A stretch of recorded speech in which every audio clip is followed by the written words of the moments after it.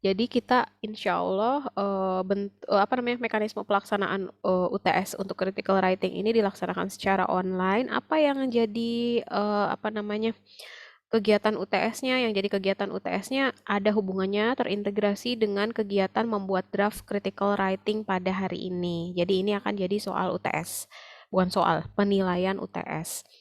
Nah, kemudian saya mau tanya yang kemarin sudah saya share itu kan ada guide-nya ya kalau nggak salah. Wait. Hmm, nah kalau nggak salah ini. Eh, ini adalah topik yang akan kita em, cakup dalam writing kita, esai kritis kita mengenai public representation on social media atau representasi kita, representasi orang-orang, representasi siapapun tokohnya di media sosial. eh Pertama, di minggu lalu kita sudah mendiskusikan kira-kira siapa saja akun-akun mana sajakah yang bisa kita cover. Jadi ada di sini ada Songjia, ada Indonesian version of Tinder Swindler, ada Paris Fashion Week, ada Crazy Rich Indonesia yang kemudian problematik gitu ya ternyata. Nah, itu hanya beberapa contoh saja, hanya 4 contoh aja sebetulnya. Dibebaskan sebebas-bebasnya Anda. For example, if you find meme ya, meme gitu ya di sosial media, seperti yang barusan Anda lihat di halaman kedua ini adalah meme gitu ya, mengenai public representation on social media yang digambarkan dalam metafora apel. Apel yang lagi ngaca, terlihatnya very perfect, shiny, red, rosy. Pokoknya ini enak banget, apelnya perfect banget gitu terlihat di depan kaca. Padahal yang tidak terlihat di belakangnya ya sudah dimakan, sudah mulai menguning gitu. Ini adalah bagian dari satu visual teks yang kemudian amat sangat striking, very true in most of our lives, terutama bagi para akademisi gitu ya. Nah, ini adalah salah satu contoh. Jadi nggak mesti misalnya kita ngambil kontroversi Paris Fashion Week, kita nggak mesti ngambil kontroversi Tinder Swindler versi Indonesia gitu. Tapi kita perlu juga untuk menuliskan apa yang betul-betul kita pahami, apa yang ring true to our heart gitu ya di sosial media yang kita ketemu dimanapun itu, mau di TikTok, mau di Instagram, mau di Twitter, mau di Facebook, nggak masalah gitu. Apapun platform media sosialnya gitu ya. Jadi yang perlu di highlight adalah itu. Jadi ini 4 pilihan ini hanya hasil brainstorm kita minggu lalu. Kedepannya mau menuliskan topik yang mana diserahkan kembali kepada Anda gitu ya. Nah, tool analisisnya kita akan menggunakan transitivity analysis dari Halliday. If I'm not mistaken, it should be published in 1978 karena di tahun 1978 itu pertama kalinya Mbah Halliday memperkenalkan konsep social semiotik atau semiotika sosial di mana makna itu uh, dapat dicerna, bisa dipahami, bisa diaminkan gitu ya oleh sekelompok komunitas tertentu hasil dari interaksi sosial. Misalnya apa ya? Misalnya ini Song Jia contohnya. Beliau adalah saya juga kurang begitu paham ya, sepertinya influencer lah gitu ya di Korea sana yang eh, lifestyle-nya wah gitu, ternyata semua yang dipakainya fake gitu, misalnya fake Louis Vuitton, fake I don't know designer brands ternama, ternyata itu adalah palsu aja gitu untuk merepresentasikan diri sebagai jet set gitu kira-kira.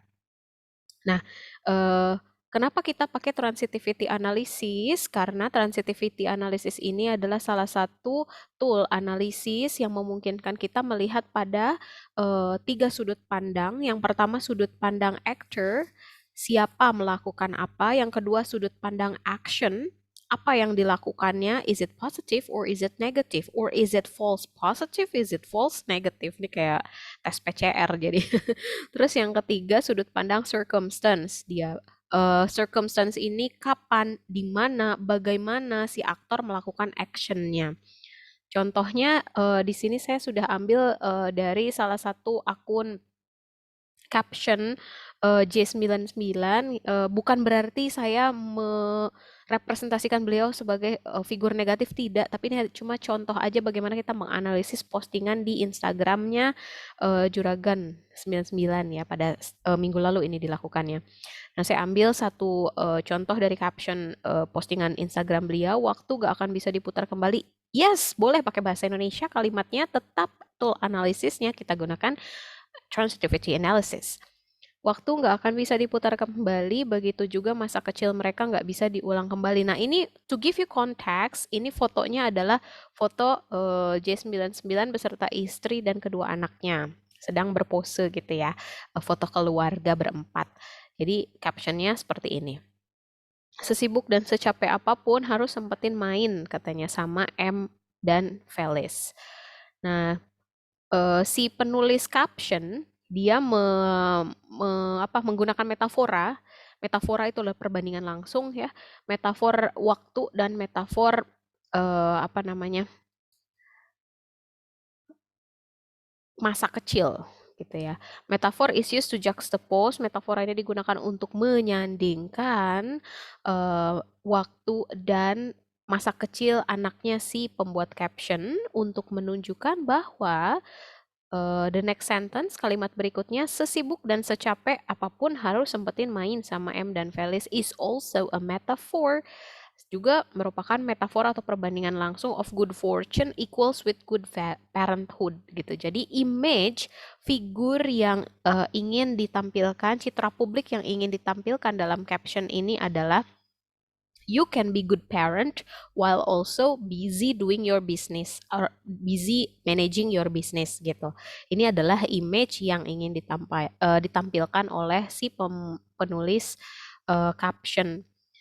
The image that the sayer wants to create is a good father figure, karena kebetulan memang yang membuatnya ayahnya gitu ya. Jadi ada citra publik sebagai ayah yang baik. Nah, ini tidak salah. Emang salah untuk menampilkan citra diri sebagai orang tua yang baik? Tidak ada yang salah. Yang fokus kita di sini, kenapa kita mau menuliskan apa namanya, public representation on social media? Fokusnya adalah to make you critical about whatever you consume. Apa informasi apapun yang Anda konsumsi, baik itu di sosial media, di grup WhatsApp, di laman berita apapun, itu tidak pernah lepas dari ideologi, tidak pernah netral. Makanya saya mengencourage Anda, mendukung Anda untuk menerapkan gitu ya proses-proses berpikir kritis dengan tool-tool linguistik yang Anda sudah dibekali gitu ya di bangku perkuliahan. Mudah-mudahan ini bisa diterapkan di kehidupan sehari-hari untuk apa? Karena kan misi pendidikan kita adalah yang pertama eh, menciptakan akhlak mulia. Akhlak mulia itu salah satu manifestasinya adalah ya tidak menyebarkan hal-hal yang belum tentu pasti kebenarannya gitu. Salah satunya seperti itu. Kita mulai dari mana? Kita mulai dari ini ya. Bagaimana kita menganalisis postingan di media sosial supaya tidak menelan mentah-mentah bahwa oke, ini adalah definisi kesuksesan yang ingin saya capai. Ya, padahal kan kita nggak pernah tahu apa yang terlihat di sosial media tidak menampilkan realita gitu, kira-kira. Nah, bagaimana cara menulisnya? Saya masih bingung. Kita ambil saja contoh lain ya. Ini contoh dari meme dari Twitter. Ini ada penulisnya ya, pembuatnya apa yang ngepostingnya, yang ngebuatnya belum tentu beliau. Ini akunnya di Twitter. Captionnya adalah what we see versus what we don't see gitu ya, ada emoji. Nah, ternyata permainan emoji itu juga merupakan bagian dari seni berbahasa di media sosial maupun di platform chatting, micro chatting kayak WhatsApp gitu. Jadi emoji itu adalah bagian dari bahasa. Sebenarnya ini akan lebih banyak dibahas nanti ya kalau kita ngomongin tentang multimodal discourse analysis di sosial media. Itu ada salah satu akademisinya namanya Michelle Zapavigna dari Macquarie University kalau nggak salah. Dia banyak sekali menuliskan bahasa-bahasa sosial media, utamanya di Twitter, bahasa emoji, bahasa hashtag, bahasa apa namanya, meme gitu. Dia banyak sekali menuliskan hal tersebut dilihat dari critical multimodal discourse analysis. Namun kita nggak akan fokus ke sana, kita akan fokus hanya ke linguistic feature-nya saja dulu ya. Nah, ini kan ada judulnya What We See, apa yang kita lihat versus, nah apa yang kita lihat ini matanya tidak ditutup ya, versus what we don't see, matanya tertutup. Nah, emoji ini dipilih untuk mendukung gitu ya, untuk meningkatkan intensitas bahwa what we see is actually symbolized by emojinya monkey without covering the eyes gitu ya. What we don't see, we make use of our hands to cover our eyes so that we cannot see. Nah, ini adalah bahasa konsensus bersama dalam bermedia sosial atau dalam micro chatting lainnya. Misalkan kita kadang-kadang ditanya, Arli, tolong cek apakah misalnya kelas sudah siap untuk dipakai untuk kuliah misalnya. Nah, Arli misalnya membalas chatnya dengan emoji jempol aja gitu ya. Itu kan bisa diartikan, bisa dimaknai oleh si pembaca pesannya. Oh, artinya Arli bersedia untuk ngecekin kelas sudah siap atau belum untuk dipakai kuliah misalnya. Jadi emoji itu very powerful. We don't have to say baik, we don't have to say siap, we don't have to say okay.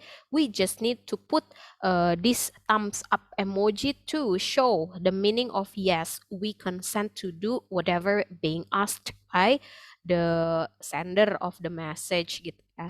Jadi bahasa emoji itu lumayan amat sangat menggeser bahasa linguistic feature verbal language lainnya. Kemudian di sini dilengkapi dengan gambar dan ada tulisan academic success. Ya, sesuatu yang menggunakan istilah sukses itu adalah sesuatu yang kalau dalam hierarki piramida sudah berada di puncak piramida. Sukses is seen on top of the pyramid. It's like kalau kita sebut the tip of iceberg ya. Itu juga banyak menggunakan metafora the tip of iceberg atau ujung puncak es, puncak gunung es, puncak gunung es untuk menggambarkan situasi yang terlihatnya seolah-olah cuma di situ aja, padahal ke bawah-bawahnya itu perlu proses yang amat sangat eh, lumayan jatuh bangun gitu yang orang nggak lihat proses di belakangnya, yang orang lihat suksesnya doang. Padahal proses menuju the tip of the iceberg is not easy and never easy. Nggak ada tuh proses yang gampang. Makanya di sini juga kelihatan ya, academic success. It is on the top of the pyramid or on the tip of the iceberg. Makanya dibilang academic success, terus ini reflection. Nah, kenapa pakai mirror gitu? Kenapa pakai cermin?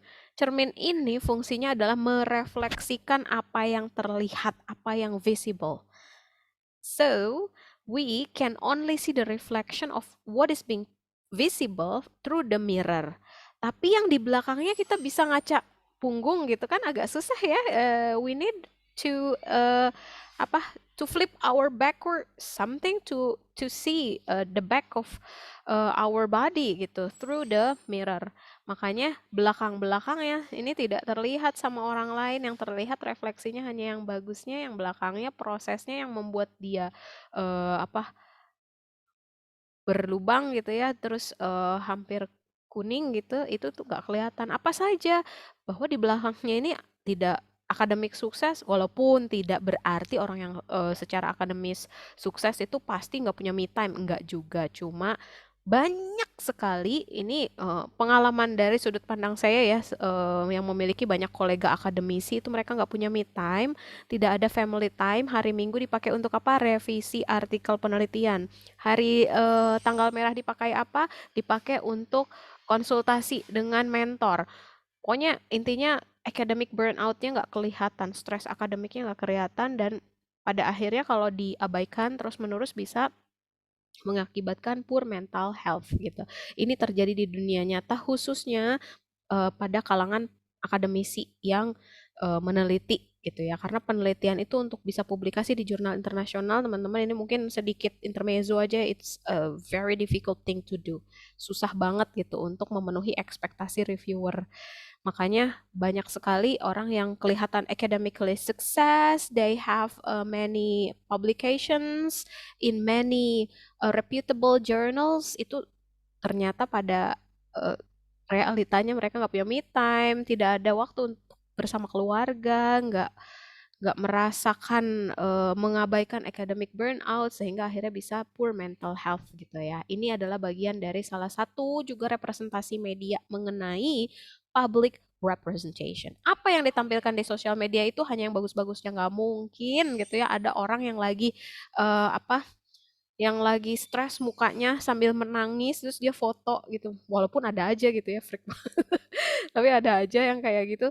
Cuman maunya nggak banyak gitu. Kecuali untuk kepentingan drama mungkin ya, atau kepentingan dokumentasi. Misalnya kayak kemarin kakak kelas Anda ikut KKN kan ada yang sedang mencangkul. Itu kan proses yang difoto. Tapi kan balik lagi itu untuk keperluan dokumentasi bukti aktivitas KKN misalnya. Berarti kan public stage performance juga. Performance-nya dikurasi ya, dikasih koreografi seolah-olah memang bekerja keras. Padahal kan nggak setiap waktu nyangkul, pasti kan ada mainnya dulu, ada tarik nafasnya dulu gitu maksudnya. Nah, bagaimana cara menyusunnya? Sekarang kita masuk ke penyusunan. Tadi pemilihan, apa namanya, pemilihan caption yang representatif, boleh dari akun manapun, tidak perlu dari empat yang, tidak mesti dari empat yang disarankan, boleh dari akun manapun. Ini juga contohnya dari Twitter ya. For example, we will start the writing dengan kata tanya boleh, deklarasi boleh, declarative sentence boleh, interrogative sentence boleh, imperatif boleh. What is on your mind if you hear about the term public representation on social media? It can mean it can be manifested in varied ways, misalnya, such as happy life, beautiful outfit, glowing skin condition. I don't know, ini it comes to my mind aja. Siapa lagi ya contohnya? Staycation every weekend, cafe hopping, and many other activities that are being correlated with happy and perfect life. Gitu. Mungkin apa namanya, ada juga beberapa dari kita yang suka apa namanya memposting hasil perjuangan. Misalnya kalau saya mungkin kemungkinan memposting publikasi misalnya. Saya meneliti, saya dipublikasikan misalnya. Nah, itu yang nggak kelihatan di sosial media, itu yang kelihatan di sosial media kan mungkin hasil publikasinya, yang nggak kelihatan di belakang-belakangnya begadang, terus menghabiskan 3 gelas kopi setiap harinya. Nah, itu kan sesuatu yang sebetulnya kind of depressing, tapi kan tidak di foto gitu, terus tidak ditampilkan di media sosial misalnya kayak gitu. With happy and perfect life. Seperti biasa ya, dalam paragraf pembuka itu you have to introduce your readers about what they will read in this essay. Apa yang akan mereka tulis, apa yang mereka akan baca di essay ini. In this essay, for example, I would like to discuss this phenomenon of creating public image on social media and what it takes for our mental health.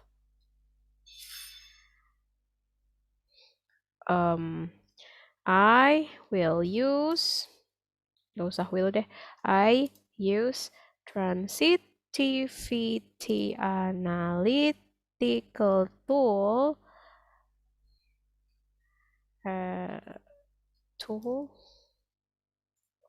introduced by Holiday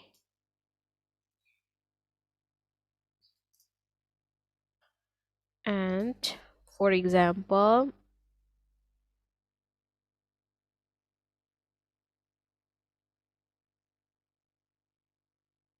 nggak usah deh, ini aja. Jangan banyak-banyak terpusing. Gitu. Itu paragraf pembuka. Terus paragraf kedua, mulai masuk ke inti. Anda ngambil bahannya dari mana? I take a photo and the caption from, kita mention Twitter account-nya hgupta84, hgupta Twitter account. Boleh ditampilkan juga ya di dalam esainya gambarnya supaya konteksnya lebih terlihat. In which he, kalau lihat dari fotonya it's a he not a she ya. Jadi kita pakainya kata gantinya he, in which he talks about the media portrayal of what success. Kita kasih quote unquote kalau Anda mau ngambil satu kata yang pengen dianalisis lebih lanjut. I take a photo and the caption from Twitter account kah, atau TikTok account boleh, Instagram account boleh, YouTube channel boleh, in which he or she or they talk about the media portrayal of what success look like. In the caption, he wrote, apa tadi di captionnya? Ini ya, ini caption. What we see versus what we don't see. Jangan lupa quote unquote, what we see versus what we don't see, unquote, along with monkey emoji, one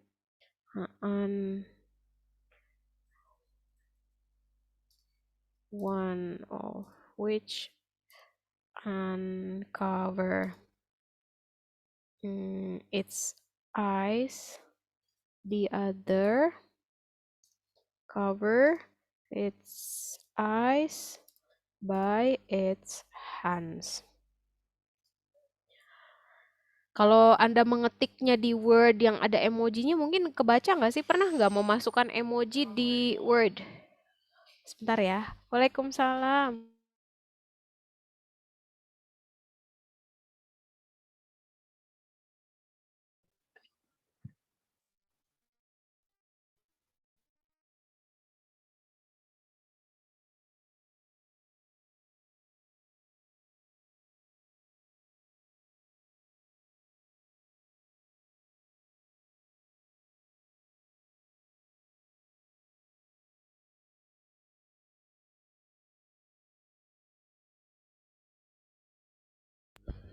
Excuse me, tadi ada tamu dulu ya.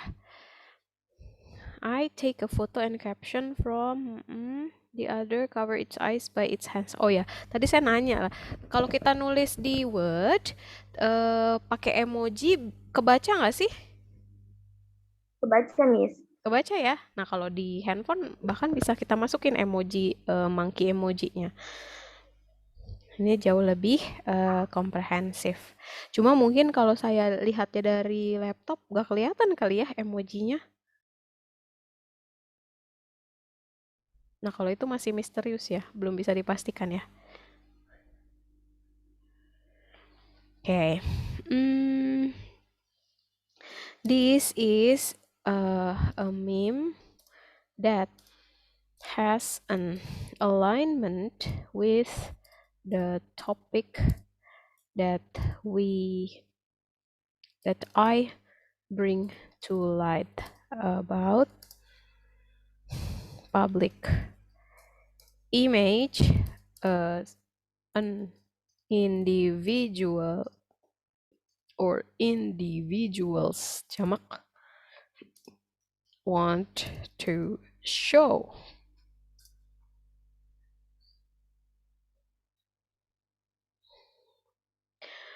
First, I will take the word success, gitu kan? That has a very positive connotation to it. Ya kan kalau kita dengar kata sukses pasti positive connotation ya yang muncul di kepala kita. Ini kurang besar nggak sih ngomong? Saya gedein. Iya Nanti nih. saya kirim ininya ya ke Google Classroom supaya Anda ada gambaran. Nanti UTS-nya adalah hasil tulisan Anda mengenai ini topik social media representation on public representation on social media. First, I'll take the word success that has a very positive connotation to it. In this caption, the Twitter user,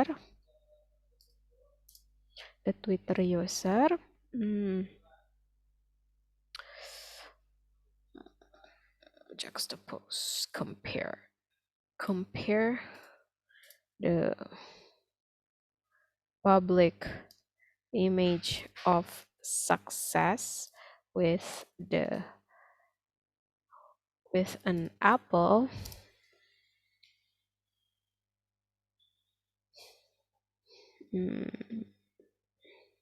enjoying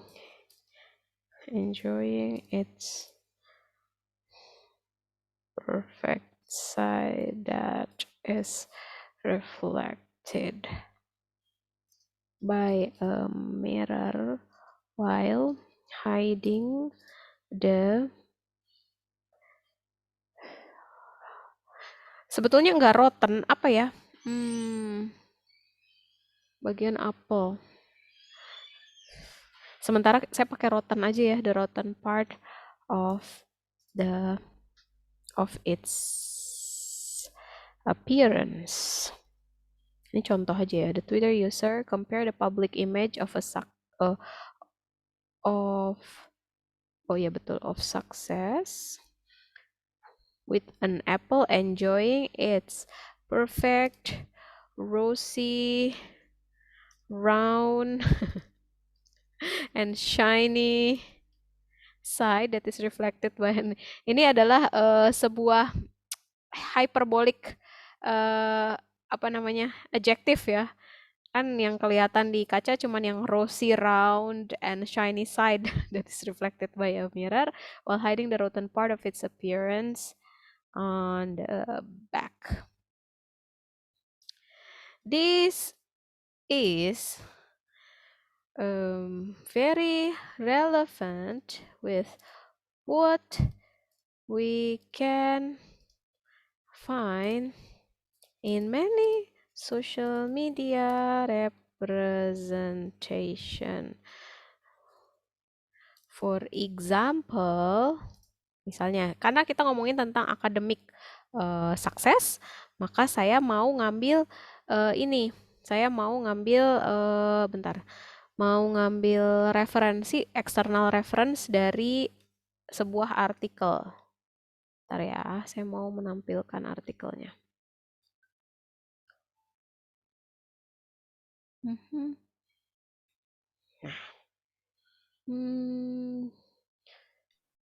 Kita tampilkan dulu share screen yang setengah-setengah. Wait, not like that. Advanced portion of screen. Nah, udah kelihatan?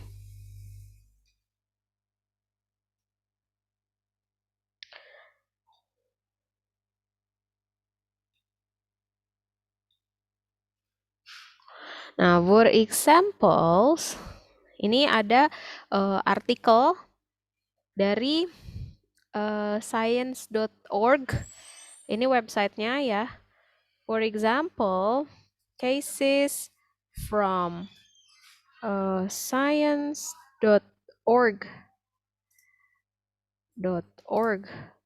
talking about the reality of women academics pandemic challenge cases from talking about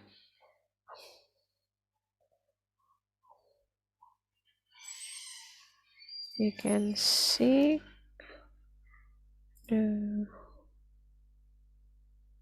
cases from science talking about reality of women academics pandemic challenge that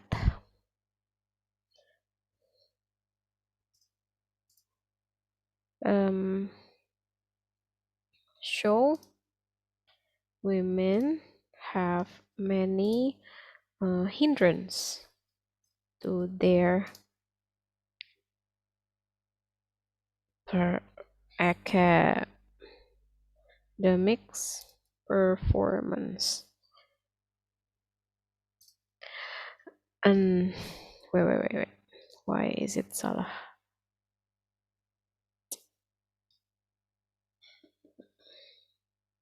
Ini nggak dikasih spasi. Hindrance salah mana? Hindrances. Oh ya, many. Nah, Anda sedang mengakses my thinking aloud proses. An assistant professor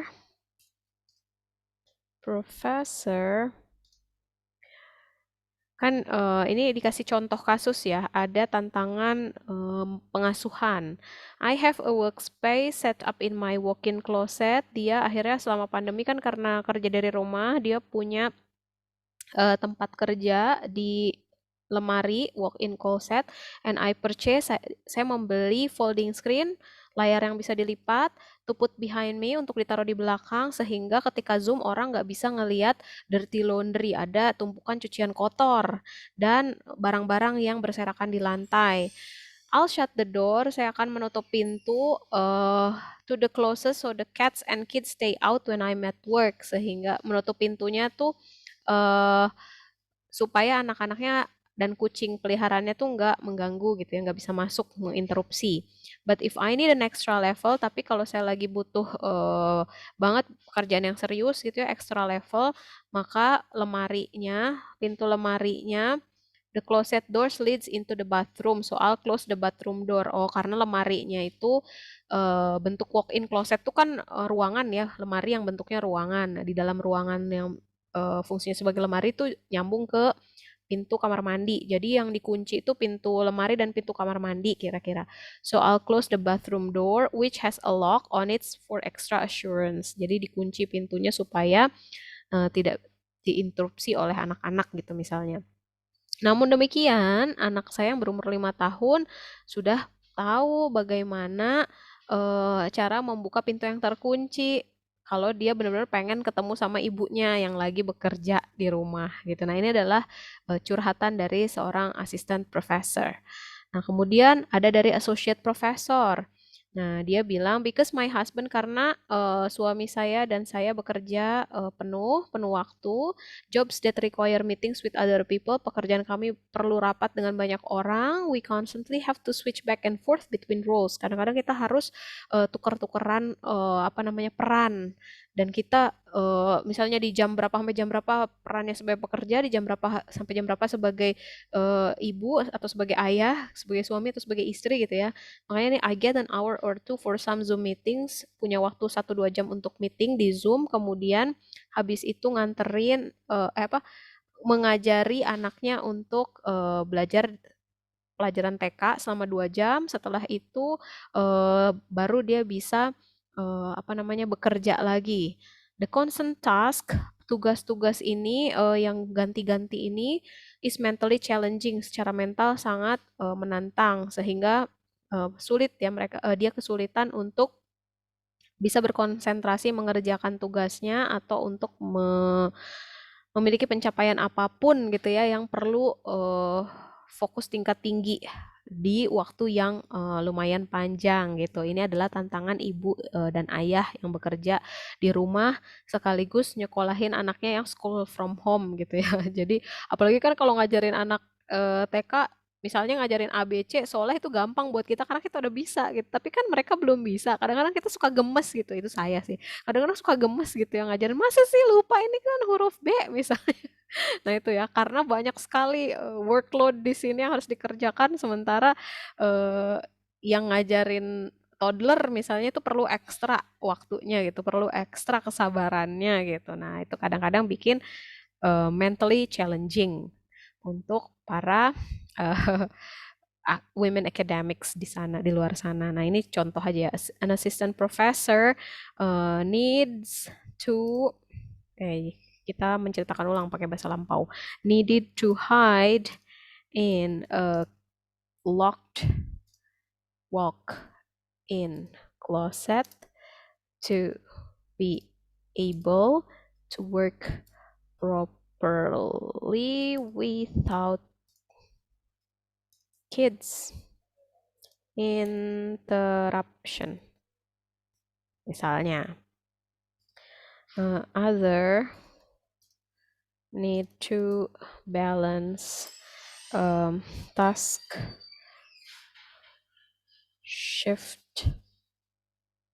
switching in other need to balance task switching and they're juggling tasks of working and taking care of their kids' school at home. Nah, itu salah satu contoh aja. Jadi boleh pakai sumber eksternal untuk mendukung argumen Anda. Balik lagi kita ke ke wordnya. Tadi udah sedikit aja, nggak usah banyak-banyak itunya ambil dari external sourcesnya. This struggle is made behind the scene while on social media we have the urge to portray our perfect success without having the enough space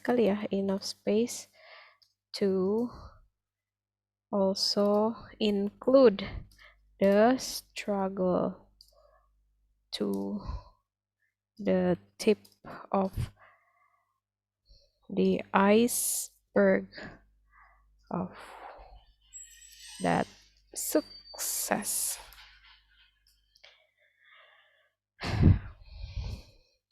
Next, boleh penutup, tapi kita jangan lupa harus pakai transitivity analysis. Transitivity analysis itu analisis yang lihat actor, action, circumstance. Nah, di sini tidak ada kalimat langsung, dia cuma ada frasa academic success. Ini kan noun phrase ya. Kemudian no me time. noun phrase, no family time, noun phrase, academic burnout, poor mental health, semuanya noun phrase, tidak ada sentence di sini. Kita bisa analisis ini sebagai circumstance pakai tool transitivity analysis. Balik lagi. Going back to the visual displayed in H Gupta 84 Twitter account, we see that there are 5 noun phrases used, namely, I hope you are patient with my process. Tapi beginilah proses menulis ya, tidak instan. Namely, academic success. Jangan lupa quote unquote ya. Kalau mau ngambil istilah quote unquote lagi, no me time. Quote unquote lagi, no family time. Quote unquote lagi, apalagi tadi yang 2, academic burnouts. Academic burnouts, quote unquote, dan yang terakhir adalah poor mental health and poor mental health. Those phrases used to display academic success have negative connotation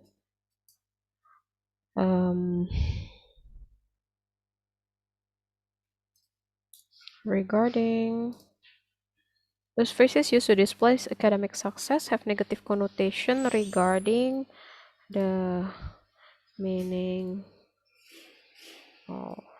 or the impact of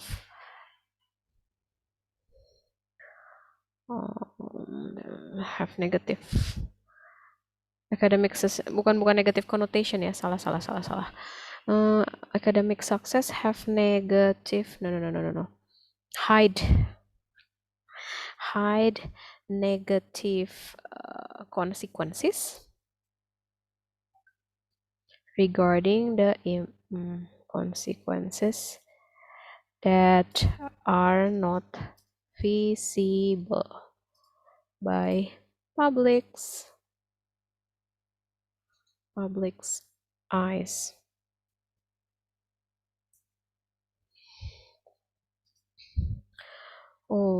Circumstances. Nah, kan circumstances bagian dari transitivity analysis ya. Juxtapose itu disandingkan. All circumstances juxtaposed to academic success means we have to find balance in between our workload and our mental health. This message is often hidden when it is time for us to perform our public role on social media. Nah, baru paragraf penutupnya. Paragraf penutup tentunya harus menyimpulkan ya. From the wait. Ada yang kurang nih. Going back to the visual. Hide negative that are not visible to bubble. Considering holiday transitivity analysis of circumstance, we can see that all circumstances juxtaposed to academic success in the picture displayed in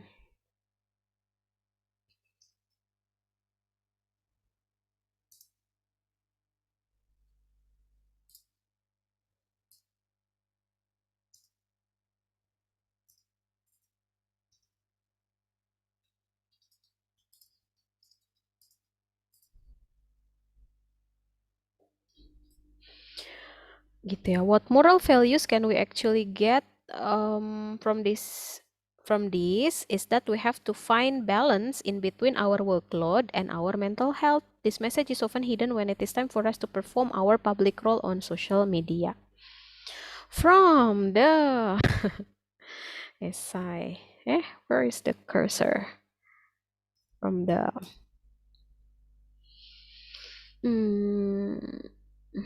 from the analysis. Why? Oh, kurang A. From the analysis above,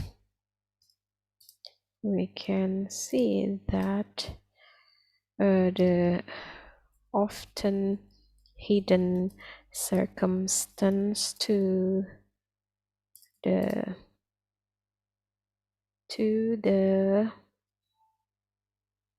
public representation. From the analysis above, dari analisis di atas, kita dapat melihat bahwa circumstance atau keadaan yang biasanya seringkali tersembunyi dari mata representasi publik di sosial media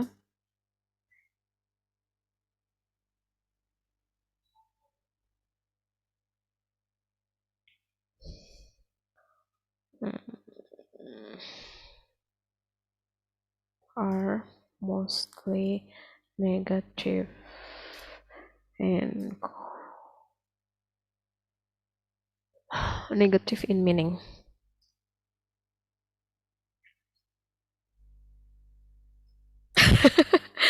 Saya jadi memperlihatkan muka-muka stres saat menulis. Nah, beginilah. Jadi kalau misalnya Anda ngerasa susah banget sih mau nulis, itu saya juga merasakan hal yang sama. Kita berada di fase yang sama. Jadi don't worry ya. We are in this together. From the analysis above, we can see that the often hidden circumstances to the public representation on social media are mostly negative in meaning. And due to its kenapa sih dibiruin? Okay, fine. And due to its negative connotation,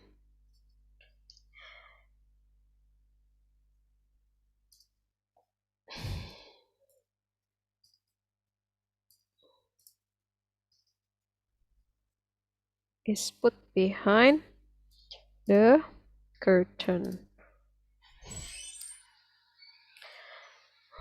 Therefore, we must not accept whatever we find on social media as reality because it never seems what it. Therefore, we must not accept whatever we find on social media as reality because it never seems what it really is. Dah, gitu. Ini adalah contoh. Ditambah ini ya, ini boleh Anda masukin di dalam kolom. Where do you wanna go? Dalam analisisnya. Wait, I will put it. Jadi ada dua contoh ya. Okay, fine. I really don't know how to put it. Can we make it a little bit smaller? Enough. Nah, misalnya kayak gini. Dikasih judul, jangan lupa ya. Judulnya apa misalnya?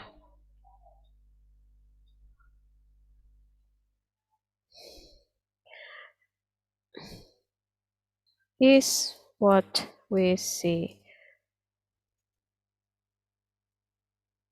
What we see. What it is. Misalnya, judulnya boleh pakai kalimat tanya ya. Ini adalah salah satu rhetorical movement ketika menulis sebuah esai. You may use bentuk interrogatif instead of semuanya pakai deklaratif gitu ya. Nah, jadi seperti ini.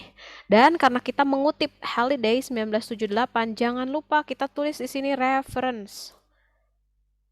Reference. Ada dua. Yang pertama adalah Halliday MK dalam kurung tahun terbit, dalam kurung judul buku. Nanti kita masukkan judul bukunya apa. Biasanya judul buku itu dimiringin, titik, terus penerbitnya siapa. Katakanlah gini aja. Titik di judul buku dalam miring ya kalau judul itu. Judul buku titik penerbit. Ini referensinya kita pakai American Psychological Association. EPA edisi ke-6.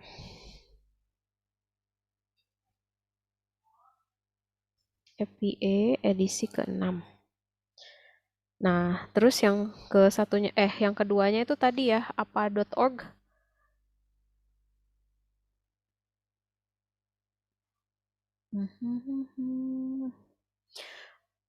Science.org ya. Kita lihat di science.org. Ini siapa penulis artikelnya? Nih, di science.org. Yang kelihatan di layar Anda apa sekarang? Science. Ya, Miss. Science.org-nya ya, setengah layar. Sekarang sudah full screen? Ya, Miss. Yap. Ya, Miss. Nah, Anda lihat siapa penulis artikel ini. Ini yang nulisnya namanya Katie Langin. Kapan dia diterbitkannya? 2021. Oke, kita akan membuat reference list Langin K 2021. Bentar ya. Belum di-share. Saya mau nge-share 2 gitu. Just a moment. I'm doing my best not to run out of time here. Advanced sharing option, portion of screen. Nah, seperti ini. Nah, kita nulis lagi. Langin, Katie, boleh di ini ya, boleh di singkat. Kasih judulnya. Klik kanan, pilih yang A ini ya, supaya keep source text only. Academics, pandemic challenges.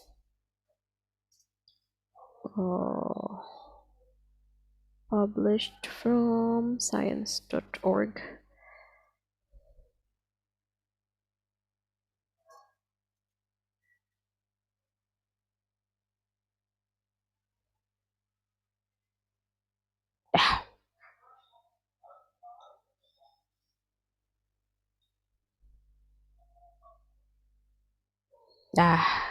Jadi seperti ini. Ada 4 paragraf di sini. Paragraf pembuka. Ini ya paragraf pembuka, judul paragraf pembuka, kemudian gambarnya ya, captionnya juga. Kalau dari YouTube silakan di screenshot aja YouTube-nya. Terus ini mulai analisisnya ada 2 paragraf. Yang ketiga adalah penutup, terakhir adalah reference. Pakai stylenya APA ya, American Psychological Association 6th edition. Nanti kita pakai ini. Gitu ya, ini adalah template dari critical writing-nya harus gimana. Nanti template-nya akan saya upload di Google Classroom sehingga Anda bisa lihat. Tidak mesti sama, tidak mesti advance gitu ya. Yang penting sederhana, kata-katanya Anda pahami betul, topiknya Anda pahami betul gitu. Itu aja sudah bagus banget gitu. Jadi nggak perlu pakai kata-kata yang fancy, nggak masalah. Yang penting you know what you are writing and you know what it means gitu ya. Bisa dipahami ya, jadi nanti UTS kita adalah hasil critical writing-nya. Begitu? Ada yang mau ditanyakan nggak?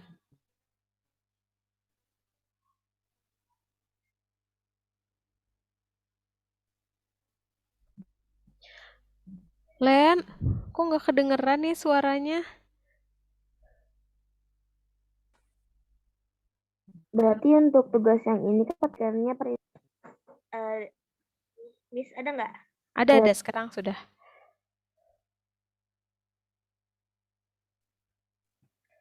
Untuk tugas yang ini kan masih per kelompok, Miss. Berarti UTS nanti individu atau kelompok? Kelompok. UTS-nya berkelompok. Ya. Oke? Soalnya UTS kita project bikin esai. Jadi berkelompok tidak masalah.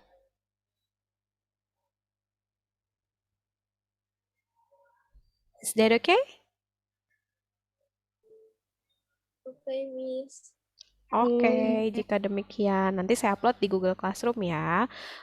Jadi terkait pelaksanaan UTS-nya, mungkin di minggu depan saya cuma share formalitas lembar soalnya, tapi sebetulnya yang diupload, yang dikumpulkan adalah esainya yang sudah jadi esai, gitu ya.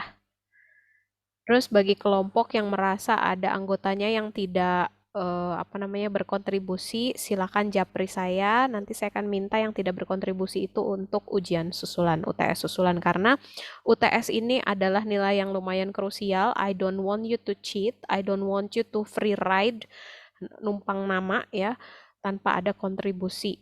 Jadi nanti silakan perwakilan kelompoknya ada yang japri ke saya, katakan siapa misalnya tidak berkontribusi. I will never post the grade for those of you who do not contribute to the essay writing. Begitu ya?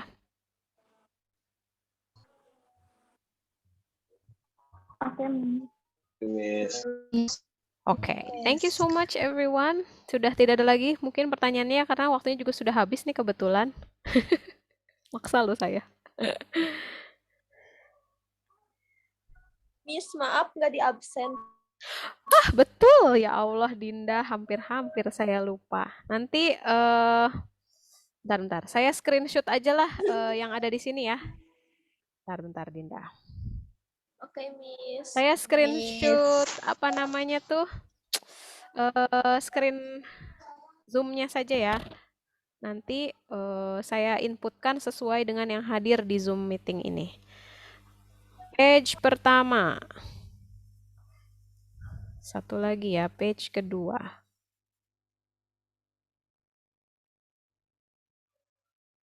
Sekarang page yang kedua.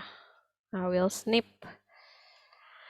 Mohon ya, karena UTS-nya berkelompok, tidak ada yang free ride nama.